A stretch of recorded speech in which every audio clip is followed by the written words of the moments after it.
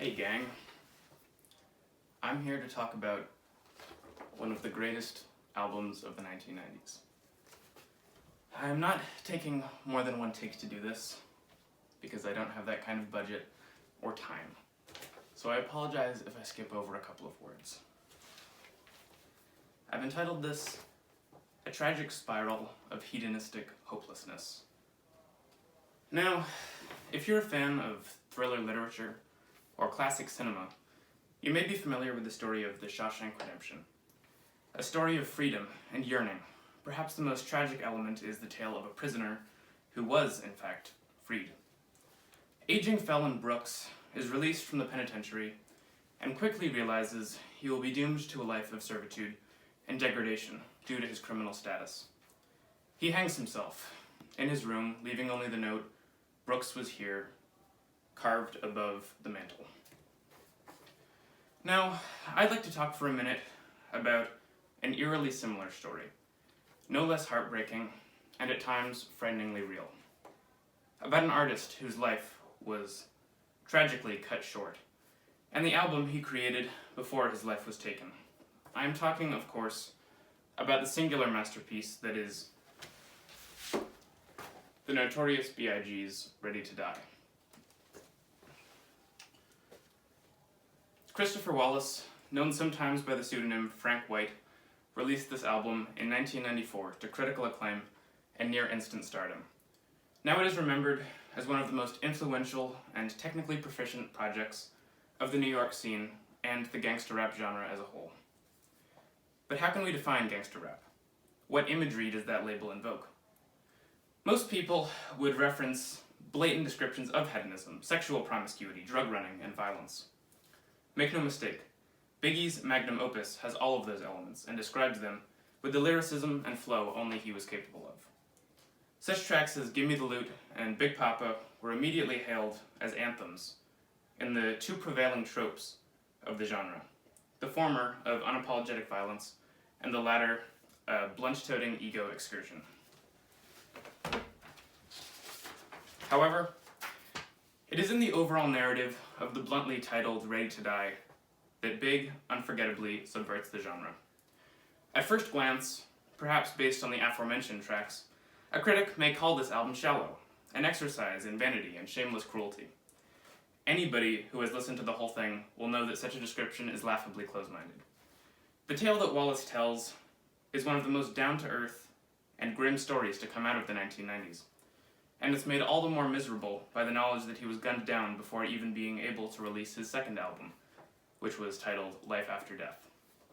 This is a story of hopelessness, of marginalization, and mental illness, and it starts with a prison release. The introduction to Ready to Die begins with a depiction of the rapper's birth. It covers, over 3 minutes, the story of his life up until the album's own narrative. The end of the introduction features Biggie exiting a prison and talking to the guard escorting him out. As he leaves, the guard, presumably a white man, tells him, yeah, you'll be back. You, people, always are. Big responds, you won't see me up in this motherfucker again. I have big plans. The final assertion is stated once again, confidently. He aims to see his goals of rap stardom achieved. Right from the start, he also shows the oppressive doubt, partially motivated by race, that the world has against him. The world does not believe that he can succeed as an artist. The world sees him as nothing but a criminal. He has been subjected to the dehumanization of incarceration, a trend meted out upon many other young black men after such oppressive realities as the war on drugs and the racially biased culture of the police departments. We will later see by the end of this album that Big's promise not to return to confinement was a bit of dramatic irony on his part. While he will not return to prison, the reality of his situation will become almost a prison cell in itself. We continue to the tone-setting, hard start of the album, an introspective track titled Things Done Changed. The lyrics reference the differences in the outside world that Wallace observes after serving his sentence upstate. He talks about innocent neighborhood memories, barbecues, drinking, the clothing styles he witnessed. Then, snap. Turn your pages to 1993. People are getting smoked, G, believe me. He has returned to a reality of violence, one that immediately feels inescapable. Talk slick and you'll get your neck slit quick.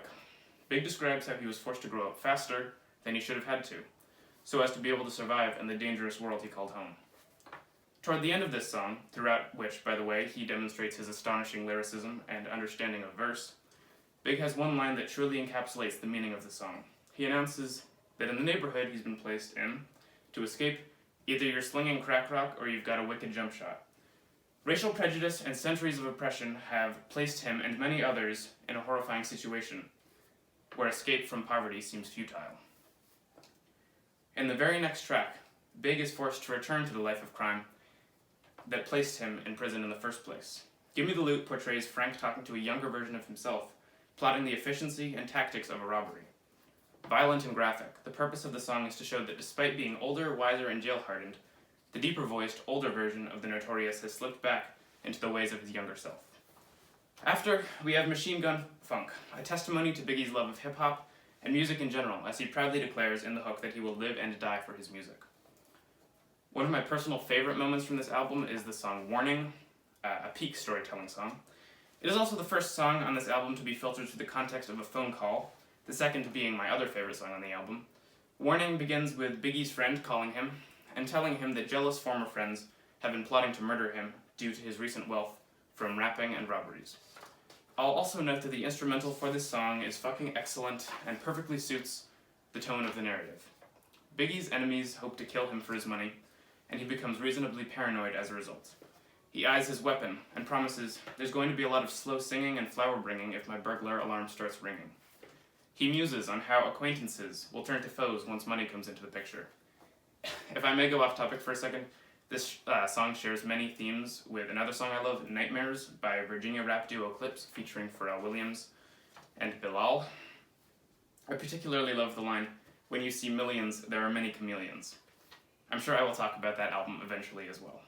Warning ends with Biggie triumphantly murdering his would-be assassins in a short skit at the end of the track. Warning is followed by a track in a similar vein to Things Done Changed as the title track, Ready to Die. Wallace's misery comes to the forefront of the audience's attention as he begins to describe the full extent of his life's problems. He erratically throws around depictions of violence and promises not to back down from confrontation. He has nothing to lose. "You better grab your guns, 'cause I'm ready to die," he proclaims. Throughout the song, there's chilling spoken narration, representing his opponents who wish him dead. After describing the full extent of the misery of his life, the Notorious has finally decided he has nothing to live for. "Time to go. We gonna put you out your misery, motherfucker," Biggie throws in the brutally honest ad-lib, "Suicidal," as the track closes. Now, there's a few more tracks I'd like to talk about. I'll skip One More Chance and The What for the sake of your time, but the latter song does its job at being a vehicle to hear Biggie and fellow New Yorker Method Man spit expertly on the same track. Juicy is another standout track, as it is to many their only exposure to Wallace's introspective side. He describes the way he's been able to improve the life of his friends and mother through hustling and music. He shouts out the people who doubted him and called the police on him for selling drugs, a venture he underwent as a way to feed himself and his child. He spends a good deal of time elaborating on how rap has allowed him to purchase luxury, despite the world doubting him and his own self-doubt. He indicts the stereotypes that drew scorn from the world. It's a heartwarming callback to the intro, that guard being one of the many people who didn't think he would make it. If you didn't know about Frank's ability to rap about serious topics, now you know. You know. Everyday Struggle is the penultimate depressing song in this project, illuminating Biggie's exhaustion at having to sell drugs, his bills, and living an unfulfilled hedonistic life. "I don't want to live no more," he howls in the song's first bars, over a perfectly fitting instrumental. "Another day, another struggle." Big is near the end of his rope with the challenges he's been suffering throughout this story. The oppressive nature of the world he's been thrown back into. Out of prison, sure. But his circumstances are a self from which he cannot escape. He hates himself for the actions he's committed throughout the album, despite the money he's earned, and respect he's received. It is a profoundly sad song, and like I said, the beat is fucking great. Now we have Big Papa, a track which I believe was intended to portray the protagonist, distracting himself from his own self-hatred and misery. It is an exercise in avoidance. He has sex, he smokes weed, he attends clubs. As we have learned from the past song, this only continues his miserable cycle. He hides insecurity with ego. He will regret such displays of frivolous spending when he later realizes it has not brought him true joy. Now, there are a few more songs on Ready to Die before its emotional conclusion, but I'll skip them for now, although I assure you they are at the quality level of his standard.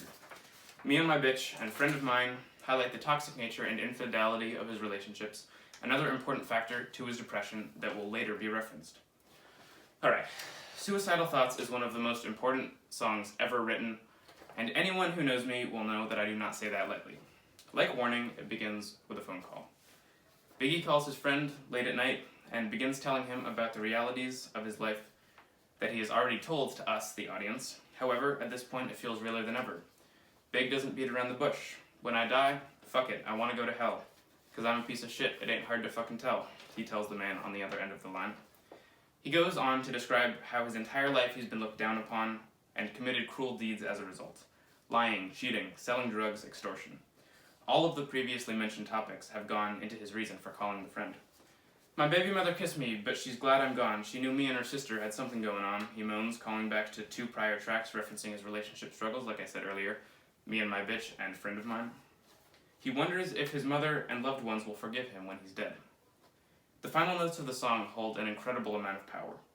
They are the culmination of a life of pain, of being doubted and being marginalized, of self-hate and fear. I'm sick of people lying, I'm sick of bitches hawking, matter of fact, I'm sick of talking. The man on the other end of the line implores Biggie to chill, telling him he's calling his girl, then driving over personally to come support him emotionally. It's a heartbreaking moment where his friend shows he truly cares and wants to help. No macho routine. Nothing a gangster rap critic would turn their nose up at. Agony, friendship, and authenticity. And then Biggie, the protagonist, shoots himself in the face. His friend fearfully calls out to him, screaming as we hear Biggie's final heartbeats as he dies. The line drops, and the narrative of the album is completed. This is Biggie's cry for help. This is his Brooks Was Here. It's one of the saddest albums ever made. Biggie was here, and God forbid we forget it. Rest in peace to one of the greatest poets of all time. Hopefully by now you know why this album means so much to me. I urge you all to listen to it. And I'll add as an addendum, the final track on this album, Who Shot Ya, doesn't connect to the narrative of the album a whole lot, but it is an incredible track and fucking menacing. So, listen to it.